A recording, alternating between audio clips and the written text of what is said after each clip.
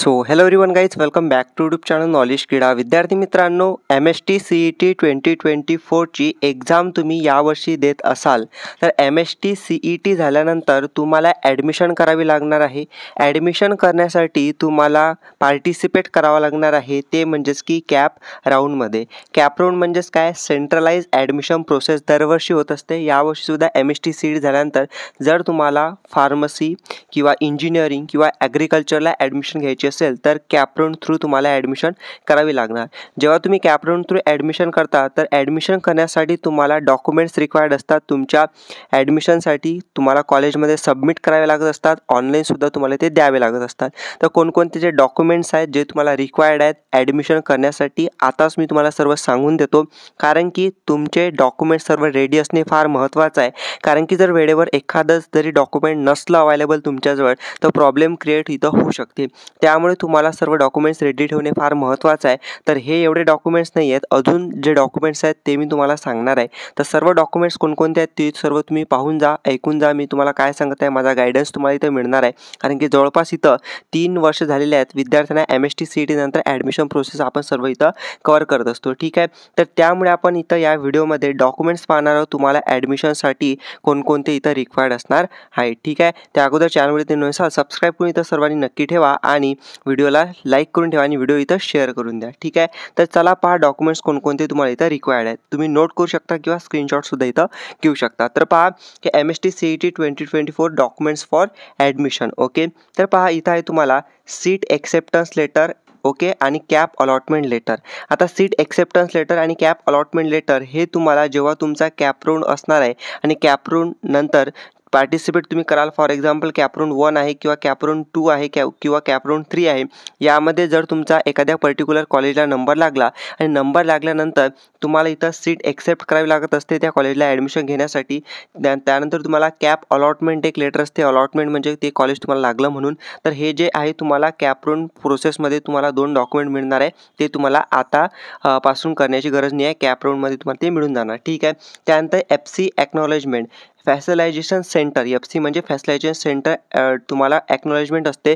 तुम्हाला ॲडमिशनसाठी document verification जेव्हा तुम्ही करता तर FC म्हणजे फॅसिलायझेशन सेंटरवरती तुम्हाला ॲक्नॉलेजमेंट इथं मिळून जात असते. ठीक आहे, ऑनलाईन जर तुम्ही डॉक्युमेंट व्हेरिफिकेशन करत असाल तर ऑनलाईन मिळणार. ऑफलाईन कॉलेजमध्ये जाऊन डॉक्युमेंट व्हेरिफिकेशन करत असाल तर ऑफलाईन तुम्हाला तिथं FC वरती मिळणार आहे. ठीक आहे, त्यानंतर पहा MST CET किंवा JEE स्कोर कार्ड. तुम्हाला MST CET थ्रू तुम्ही ॲडमिशन करत असाल तर MST CETचा स्कोर कार्ड तुमच्याकडे पाहिजे. किंवा JEE थ्रू ॲडमिशन करत असाल एखाद्या कॉलेजला तर JEE थ्रू तुम्हाला इथं करण्यासाठी JEEचं इथं स्कोर कार्ड तुमच्याकडे असणे आवश्यक आहे. त्यानंतर SSC म्हणजे 10वी आणि HSC म्हणजे 12वीच्या इथं काय पाहिजेत, मार्कशीट तुमच्याकडे असणे इम्पॉर्टंट आहे. ठीक आहे, त्यानंतर पहा लिव्हिंग सर्टिफिकेट. ओके, याला LC म्हणतो किंवा आपण इथं ट्रान्सफर सर्टिफिकेट म्हणजेच काय इथं TC म्हणतो. तुमच्याकडे असणार आहे इथं 12वी तुम्ही दिल्यानंतर 12वीची TC तुमच्याकडे पाहिजे. ओके, त्यानंतर मायग्रेशन सर्टिफिकेट, ते तुम्हाला कोणाला रिक्वायर्ड आहे तर मायग्रेशन सर्टिफिकेट इथं CBSE, ICSE किंवा OMS जे स्टुडंट्स आहेत या बोर्डचे जे विद्यार्थी असतील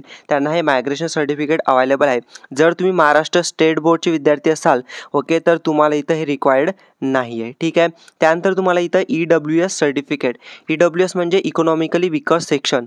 EWS थ्रू जर तुम्ही फॉर्म भरत असाल, आता EWS थ्रू फॉर्म कोण भरते, जे ओपन कॅटेगरीचे स्टुडंट्स आहेत. ओके, जे ओपन कॅटेगरीचे स्टुडंट्स आहेत ते EWS थ्रू काय इथं ॲडमिशन करत असतात. त्यांची इथं जो कोटा असतो सीट्सचा तो इथं ठरलेला असतो स्पेसिफिक. जर तुम्ही EWS थ्रू फॉर्म भरत असाल तर EWSचं सर्टिफिकेट तुमच्याकडे असणे इम्पॉर्टंट आहे. जर तुम्ही आतापर्यंत काढलं नसेल तर काढून घ्या लवकर. मी तुम्हाला सांगत आहे इम्पॉर्टंट कोणकोणते डॉक्युमेंट आतापासून आहे. कारण की यासाठी सांगत आहे अगोदर, कारण की तुम्ही आतापासून तयारी करा पूर्ण डॉक्युमेंट इथं रेडी करण्याची. म्हणून जे EWS थ्रू तुम्ही अप्लाय करत असाल तर EWS सर्टिफिकेट आतापासून तुम्ही इथं काढून घ्या. आता EWS सर्टिफिकेट कुठं मिळणार तर तहसीलवरती तुम्ही जाऊन इथं काढू शकता तुमची EWS सर्टिफिकेट. ठीक आहे, त्यानंतर पुढचे डॉक्युमेंट पहा. तुम्हाला रिक्वायर्ड इथं कास्ट सर्टिफिकेट, त्यानंतर कास्ट व्हॅलिडिटी सर्टिफिकेट. आता caste certificate, caste validity certificate जे कास्टमध्ये कॅटेगरीमध्ये विद्यार्थी येतात त्यांना हे रिक्वायर्ड इथं असते. त्यानंतर non criminal certificate OBC, SBC, DTE, VJNT या कॅटेगरीच्या स्टुडंट्सना हे रिक्वायर्ड आहे. ओके, आता महत्त्वाचं जर तुमच्याकडे नॉन क्रिमिनल असेल आणि ते समजा रिन्यू करावं लागते का ते एक वेळ चेक करून घ्या त्यामध्ये. कारण की नॉन क्रिमिनल असं डॉक्युमेंट आहे ते तुम्हाला इथं रिन्यू करायचं असते. ते रिन्युअल डेट तुमच्या नॉन क्रिमिनल सर्टिफिकेटवरती दिली असेल तर डेट डेट निघून गेली असेल तर रिन्यू करून घ्या लवकरात लवकर, आणि नसेल तर ते आहे तुमच्याकडे, रिन्यू करण्याची गरज नाही. ओके. त्यानंतर इन्कम सर्टिफिकेट तुम्ही इथं काढून घ्या, म्हणजे उत्पन्नाचा दाखला. त्यानंतर रेशन कार्डची तुम्ही इथं काय बॅक अँड फ्रंट साईडचे तुम्हाला इथं प्रिंट लागेल. ओके. त्यानंतर गॅप सर्टिफिकेट. आता गॅप सर्टिफिकेट कोणाला पाहिजे, तर गॅप सर्टिफिकेट म्हणजे जे इथं रिपीटर विद्यार्थी आहेत. Okay. Repeater student MST CET देत असतात, आणि यावर्षी तर खूप जणांनी इथं रिपीटर आहेत MST CET एक्झाम दिली आहे. तर गॅप सर्टिफिकेट तुम्हाला तर रिक्वायर्ड आहे. गॅप तुमचा 1 वर्षाचा असेल, 2 वर्षाचा असेल तर गॅप सर्टिफिकेट तुम्ही इथं काढून घ्या. ओके. तर आधार कार्ड एक कॉमन डॉक्युमेंट आहे, सर्वांकडे आधार कार्ड असणे खूप इम्पॉर्टंट आहे. आणि आता तुमच्याकडे वेळ आहे म्हणून सांगतो तुम्हाला, तुमचा आधार कार्ड तुम्ही अपडेट करून घ्या. तुमचा फोटो असेल, डेट ऑफ बर्थ असेल, ओके, किंवा तुमचं अजून काही इन्फॉर्मेशन नावामध्ये स्पेलिंग मिस्टेक वगैरे काही असेल ते आताच तुम्ही इथं मिस्टेक दुरुस्त करून घ्या आधार कार्डवरची, आणि अपडेटेड आधार कार्ड तुम्ही इथं ठेवा. ठीक आहे. त्यानंतर डोमेसाईल नॅशनॅलिटी सर्टिफिकेट, डोमेसाईल असेल किंवा नॅशनॅलिटी सर्टिफिकेट असेल, दोनपैकी एक कोणतंही इथं चालणार आहे. ठीक आहे.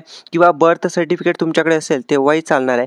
जर समजा बर्थ सर्टिफिकेट नसेल आणि डोमेसाईल असेल तर चालणार आहे, नो प्रॉब्लेम. बर्थ सर्टिफिकेट हे कंपल्सरी इथं नाही आहे. ठीक आहे. डोमेसाईल पाहिजे किंवा बर्थ सर्टिफिकेट पाहिजे, याच्यासाठी की तुम्ही महाराष्ट्रामधून तुमचा इथं जन्म झालेला आहे हे चेक करण्यासाठी इथं असते. आता डोमेसाईलमध्ये तुमचं इथं क्लिअर होऊन जात असते की महाराष्ट्राचे तुम्ही इथं आहात म्हणून. ठीक आहे. आणि अजून एक महत्त्वाची इथं गोष्ट सांगायची आहे, ते म्हणजेच की तुम्हाला जर MST CET दिल्यानंतर तुम्ही ॲडमिशन करत असाल इंजिनिअरिंग, फार्मसी किंवा ॲग्रिकल्चर, किंवा MST CET दिल्यानंतर जे कोर्सेस असतील बाकीचे 12वी नंतरचे, तर त्याबद्दल तुम्हाला फुल डिटेल माहिती पाहिजे असेल तर डिस्क्रिप्शनमध्ये एका आर्टिकलची मी लिंक दिलेली आहे, ज्या आर्टिकलमध्ये पूर्ण डिटेलमध्ये सांगितलेलं आहे इंजिनिअरिंग, फार्मसी, ॲग्रिकल्चर किंवा अदर कोर्सेसबद्दल फुल डिटेल माहिती एकदम डिटेलमध्ये दिली आहे. तुम्ही ते वाचू शकता. त्या आर्टिकलची लिंक तुम्हाला मी डिस्क्रिप्शनमध्ये देऊन देणार आहे, तुम्ही ते चेकआउट नक्की करा. ओके. त्यानंतर पाहू शकता पुढचं डॉक्युमेंट आहे तुम्हाला 2 पासपोर्ट साईज फोटोज. तुम्हाला आता पासपोर्ट साईजचे फोटोज कॉमन आहे, तुम्हाला सर्वांना इथं काय काढून घ्यायचे. कसे काढायचे, त्यावरती खाली तुम्हाला माहीत असेल नवीन पॅटर्ननुसार कसं तुमचं इथं काय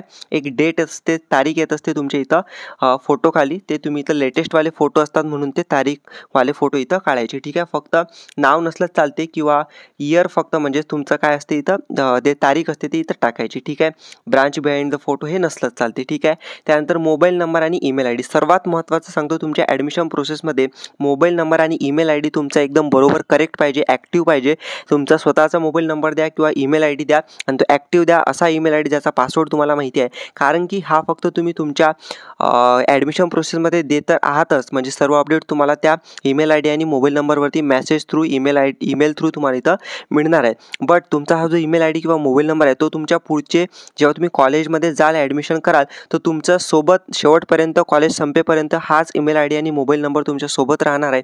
की ओके, तुम्ही चेंज वगैरे नंतर करू शकता, बट तुम्हाला काय करायचं आहे की चांगल्या पद्धतीचा ॲक्टिव्ह मोबाईल नंबरवरती आणि ईमेल ID तुम्ही इथं द्यायचा, जो की तुमच्याजवळ इथं असणार आहे. ठीक आहे. तर हे जे सर्व डॉक्युमेंट्स तुम्हाला मी सांगितलेले आहेत ते सर्व इम्पॉर्टंट आहेत. तुम्हाला सर्व कॅटेगरीचे जेवढे विद्यार्थी असतील, ज्यांना ज्या कॅटेगरीचे मी सांगितलं सर्वांना, तर ते तुम्ही आता सर्व डॉक्युमेंट इथं रेडी करून ठेवा. तुम्हाला अजून काही डाऊट आहे का मला कॉमेंट्समध्ये नक्की सांगा. आणि विद्यार्थी मित्रांनो, महत्त्वाचं, तुम्हाला इंजिनिअरिंग, फार्मसी, ॲग्रिकल्चर करायचे असेल, या कोर्सेसबद्दल फुल डिटेल माहिती पाहिजे असेल तर डिस्क्रिप्शनमध्ये एका आर्टिकलची मी लिंक दिली आहे, एका पोस्टची, ब्लॉग पोस्टची मी लिंक दिली आहे. ती पोस्ट तुम्ही सर्वांनी नक्की वाचा, खूप डिटेलमध्ये त्यामध्ये सांगितलेलं आहे. ओके. तर तुम्ही ते डिस्क्रिप्शनमध्ये नक्की चेक करा आणि व्हिडिओ इथं शेअर करा. Thank you for watching the video. Stay connected. Thank you.